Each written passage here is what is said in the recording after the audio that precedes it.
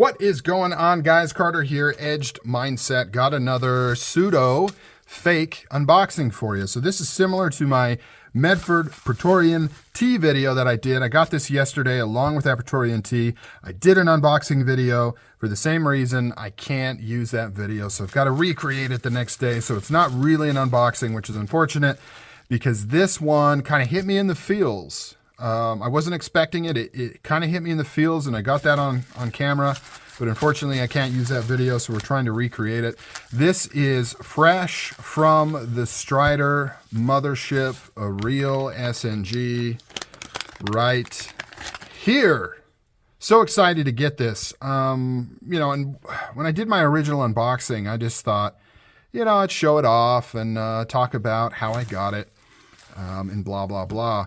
But having this knife brought back so many memories of my early knife days. I was a Strider, I don't want to say fanatic, but I really, really liked Strider. I had a lot of good pieces. I sold them all and took a long sabbatical from knives.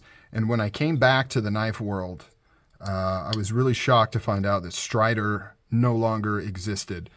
Pretty devastated because it may seem dumb, it's just a knife company and a lot of people don't like Strider, but it meant a lot to me. The company meant a lot to me. These knives meant a lot to me. They also remind me of a time in my life that I look back very fondly of, and I just mistakenly assumed that they would be around forever. The idea that Strider would, wow, that just fell, that Strider would go away didn't cross my mind. I don't know why. Probably because they seem to be so popular, and I just figured there's no way that would happen.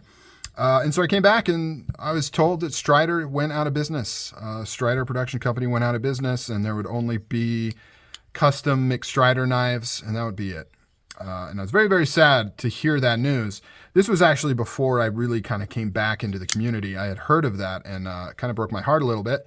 But then I got back into knives and found out that you can still get OG new production knives. So basically, Mixed Strider is producing old school SNGs, SMFs out of his production shop.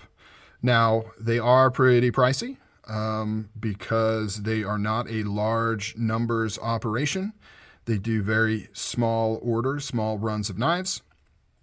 And on top of that, they're just high in demand. You just can't get them. I got this on a drop off the site. They're only available on mixedstridercustomknives.com. Got these on a drop. I was refreshing.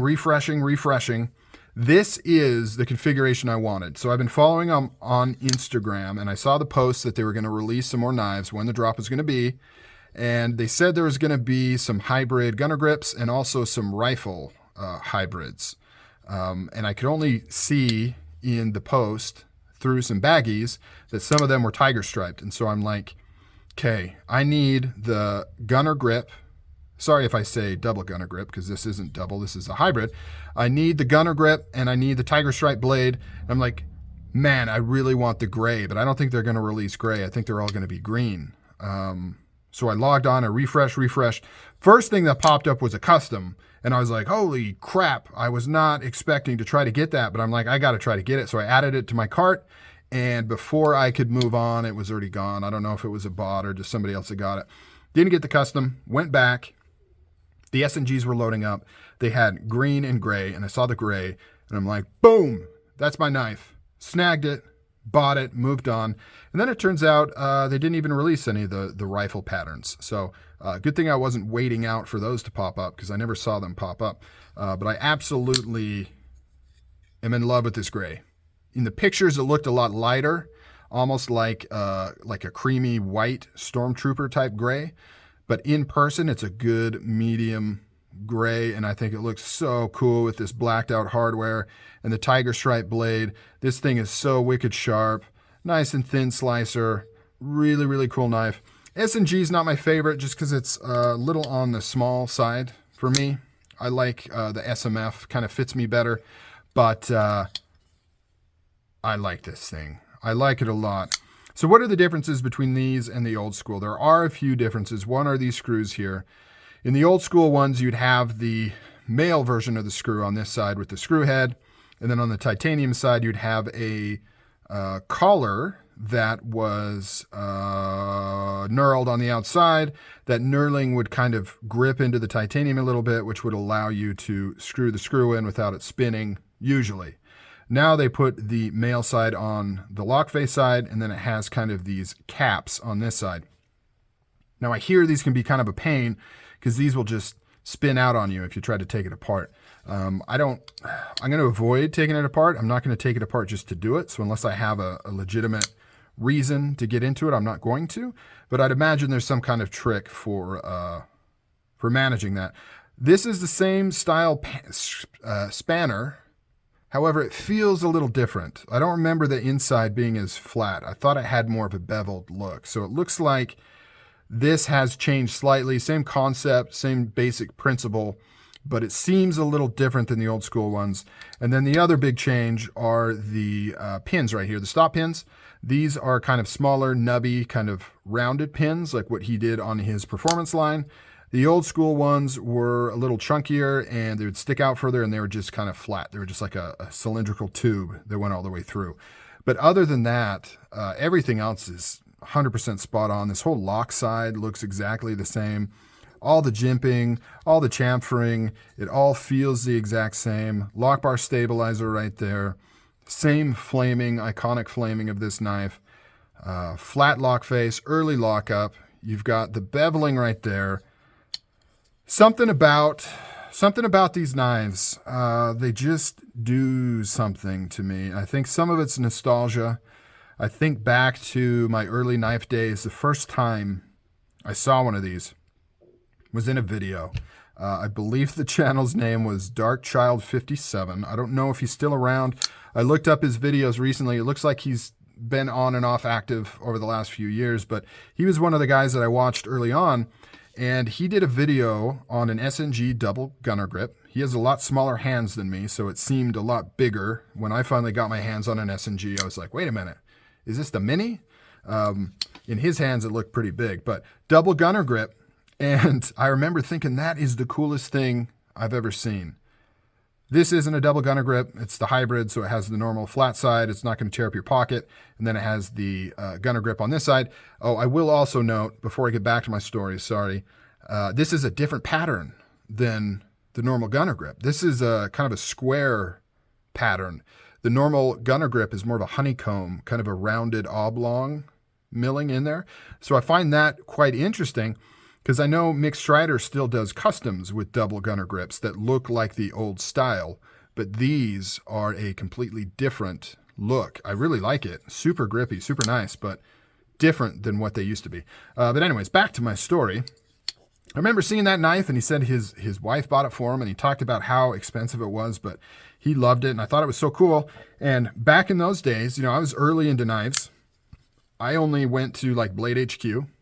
So I went looking for a Strider. I could not find one. I'm like, how do you get these knives? It seemed like it was some weird underground club or something. And it's even more so that way now. There were retailers. You just had to know where to go to get them back in the day. But now you can only get them on small drops, very bespoke type production. But yeah, I remember those old days, and I didn't know how to get a hold of this knife, and it just seemed so out of reach, so expensive. It's so cool. Different than anything else on the market at the time. Like, there was nothing else that looked like a double gunner grip Strider. Nothing. Nothing had this shape. Nothing had the pattern. Nothing else had this look. And you could argue that's still the case today. A lot of offerings are a lot closer than they used to be. You can get some stuff that's somewhat similar to this. But back then, it was really a unique bird, and it just seemed so, I don't know, exotic. And so I took the plunge, I saved up the money, and I sold some stuff, and I finally got one. And it was love at first sight. Side note, so around that same time, a little bit earlier, I had a similar thing with Microtech. I would see some Microtechs, and people would say, oh, that's a Microtech knife, or they would say, if you want an automatic knife, go get a Microtech. And I was like, well, I know what M-Tech is. Is that the same thing? Is that what they're talking about? An M-Tech? Man, I was so naive. I had no idea. I legitimately thought like Microtech and M-Tech might be the same company. Is MTech still around? Maybe that reference isn't even going to make sense. I don't know if MTech is still doing stuff. You might be like, I don't know what either of those are. But it's just funny thinking back, and I went back today and watched a bunch of my old Strider videos, you know, what I said about them, and, you know, just good times. And this reminds me of those good times. I love these knives. I still do. I'm so glad I was able to get this gray with the black and the tiger stripe blade. Man, really, really cool. And I also will say that the quality of this is better than the old ones. Not that the old ones were bad, but they were a little rough. You know, it was common you'd get them not very well centered. The grinds would be a little bit off sometimes. They were a little bit rough. The machining and the work seems to be a little bit tighter now. You would also get discrepancies on how early it locked up. You know, sometimes you'd get a super early lockup. Sometimes it was about middle of the road. Now it seems like these are being produced with more consistency. There's no gaps. Everything is nice and smooth and lined up. All the machining work and all the finishing, there's no little minor scratches or anything. It does seem like it's a little more care is given on these knives than the old production ones. I am very curious what happened to Strider, why they went under. I've got a few, well, not under, but why they closed. Not under. They didn't go under. My theory is that it was a, you know, go out while you're on top thing. I think they saw that the industry was changing and they could either change with it, you know, start doing bearing flippers and drop shuts and all that kind of stuff, or, you know, end on a good note. And I think they chose to end on a good note. You have to remember, they had a pretty big facility. They were producing a lot of knives. You could actually, it's crazy now. Now a double gunner grip SNG goes for insane prices. But back in the day, you could just go to an online store and just buy one. It may not be the exact configuration. Maybe you wanted green and they only have black, or maybe you wanted tiger stripe blade and they have digicam. But you could probably get one. And if you couldn't get one then, they would show up again soon. They were a real production company. They weren't producing Spyderco or Benchmade numbers, but they were a real production company.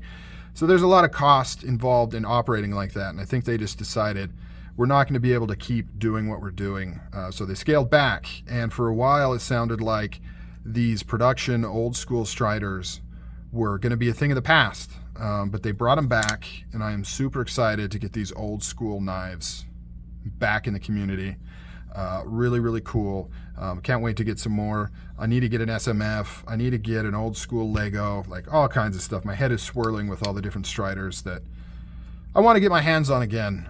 And also some of the old school ones, maybe similar to the ones I let go. I had some really cool pieces. I had a Gen 1 SNG.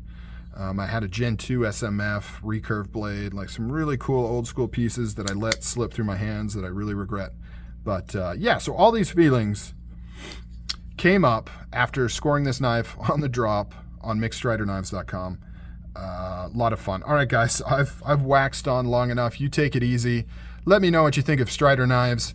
Regardless of whether you love them or hate them, you got to admit, this is a cool looking knife. The color combo on here is really nice. I mean, you got to admit it. It's really nice. All right, guys. Oh, by the way, steel. This is rocking CTS XHP. They've been using that quite a bit recently, it seems like, so as well as 20 CV. But all right, guys, take it easy. I'm out. Catch you on the next one.